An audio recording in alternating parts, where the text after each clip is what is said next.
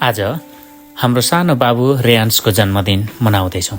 रेयान्स हाम्रो US army कमल र रुकु म्यामको सानो बाबु हो र उहाँको जन्मदिन आज हामी फोर ड्रम फ्यामिली सबै मिलेर यसरी मनाउँदैछौँ। मनाउँदै गर्दा मैले लाग्यो यो भिडियोको ब्याकट्युन चाहिँ आफै क्रिएट गरौँ, ह्याप्पी बर्थडे टु यू भनेर म आफै क्रिएट गरेको यो ब्याकट्युनसँगै अब भने आजको कार्यक्रम यसरी सुरु हुन्छ है। साथीहरू भित्रपट्टि चट्ट यसरी डेकोरेसन गर्न लागिराख्नु भएको छ। साथीहरू पिछे गफ पनि आइरहेको छ। रमाइलो छ, बुवाले गफ गरिराख्नु भएको छ। उहाँ चाहिँ यो रातो कोट लगाउने बुवा चाहिँ रेयान्सको हजुरबुवा हो र भित्र यतापट्टि काम गर्दै हुनुहुन्छ ड्याडीले पनि। यता सँगसँगै हाम्रो खानाहरू पाकिरहेको छ, तयार भइरहेको छ। अब म हेर्दैछु कता के हुँदैछ। यतापट्टि फोहोर भयो रे भनेर उहाँ चाहिँ बाबा चाहिँ भ्याकुम लिएर दौडिरहनु भएको छ। यता साथीहरूले गफ चाहिँ लगाइरहेको छ, लडाइरहेको छ। काम चाहिँ कता के गर्दैछ। म चाहिँ फेरि यता पकाउनतिर व्यस्त छु है। म अनि मेरो साथी विनय अनि अर्को सर पनि जम्मा हुनुहुन्छ अब यहाँनिर म हेरिरहेको छु कस्तो छ।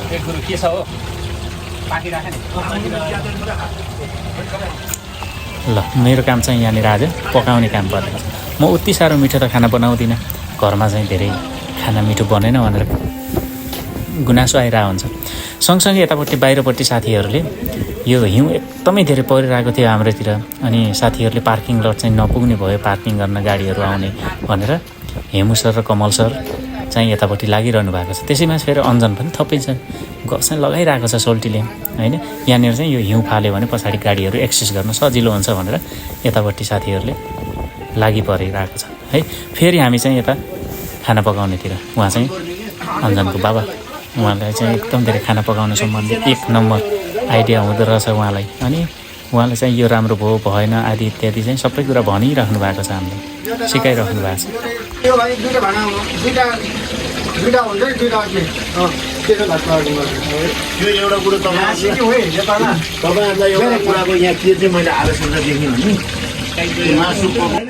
यहाँनिर मैले यसरी चलाइरहेको छु, यसै बिचमा बाबा आउनु।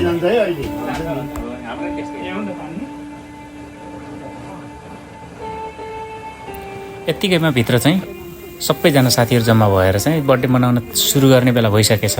ब्यालुन फोर्ने, दुनियाँ गर्ने, बाती गर्ने भइसकेछ है।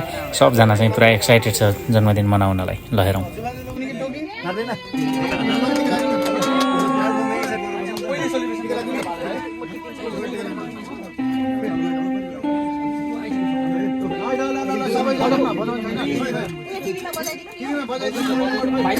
यहाँ चाहिँ जन्मदिनको दिन चाहिँ सानो गिफ्टहरू पनि दिने यहाँ साथीहरूले म्यामहरूले गरिराख्नु भएको छ। यता फेरि क्यामराम्यान पनि हुनुहुन्छ हाम्रो यहाँ। हामी भव्य कार्यक्रम पनि गरिरहेको छौँ। यसरी चाहिँ रमाइलो भइरहेको छ है।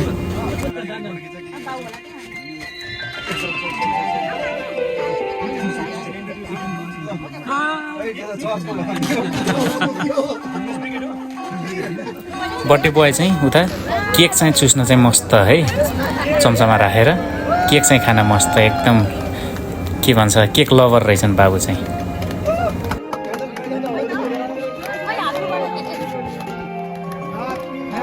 यता छेउमा हेरौँ न यो हाम्रो चाहिँ विनयजी हो। उहाँ चाहिँ विनय सर चाहिँ एकदम अलि चकचक गर्नु हुँदो रहेछ कि त्यो गुबाडाहरू कसरी फुटाउने भनौँ न, ब्यालुन कसरी फुटाउने भन्ने उहाँलाई आइडिया हुन्छ। हेरिराख्नु ल, हेरिराख्नु।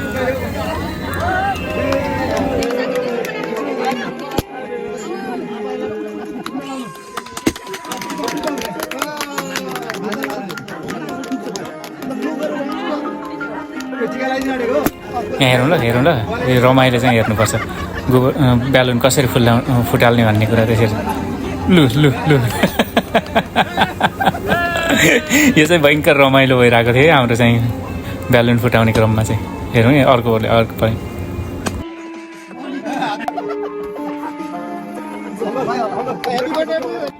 यो रमाइलोसँगै अब भने फोटो सेसनको काम सुरु हुन्छ। फोटो सेसनमा सबैभन्दा अगाडि चाहिँ हामी बर्थडे बोयका धेरै फोटोहरू खिच्छौँ। अनि त्यसपछि हामी ग्रुप फोटोहरू खिच्छौँ। ग्रुप फोटोमा जसले जति राम्रो पोज दिन सक्यो त्यहाँ त्यति राम्रो पोज दिने खालको रमाइलो फोटो सेसन भएको थियो। भयङ्कर फोटोहरू खिच्यौँ। यो फोटो खिच्ने चाहिँ हाम्रो सुनिता म्याम हुनुहुन्छ। यसै गरी यसरी ग्रुप फोटो भयङ्कर खिच्यौँ। अनि रमाइलो गरेर मनाइयो। अनि म पनि के कम, मेरो पनि सिङ्गल फोटो थियो, म पनि यहाँ हालिहालेँ। अनि म चाहिँ फेरि यता खिचेको डार्क रुमको अर्को फोटो हालेँ। सँगसँगै केक खाने बेला भइहाल्यो, म चाहिँ केक खान थालिहालेँ। केटाहरूलाई बाँड्नुपर्ने ठाउँसँग बाँडिहालेँ, तर सुरुमा चाहिँ आफूले सुइँकाइहाल्नुपर्छ। सँगसँगै फेरि होइन, बाहिर ग्रेभी चाहिँ बनाउने भन्ने कुरो भयो। अनि फेरि चिकन ग्रेभी बनाउन लागि।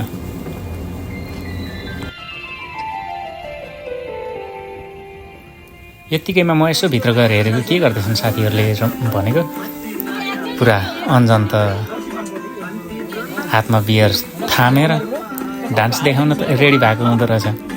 साथीले चाहिँ आज चाहिँ भयङ्कर डान्स देखाउने भयो भनेर हामी चाहिँ पुरै सब साथीहरू चाहिँ रेडी अवस्थामा भएको होइन रहेछ। उसलाई डान्स गर्नै नआउँदो रहेछ, उसलाई चाहिँ मान्छे जोस्याउन आउँदो रहेछ। उसले जोस्यायो कि अनि अर्को साथी हाम्रो भर्खर यो के भन्छ बर्थडे बोय पनि नाचिरहेको छ, देख्नु भयो नि। हाम्रो यो क्याम्पमा चाहिँ अर्को एउटा नयाँ सोल्जर आउनु भएको थियो, उहाँ चाहिँ भयङ्कर अच्छा तरिकाले नाच्नु हुँदो रहेछ। र अब चाहिँ उहाँको डान्सहरू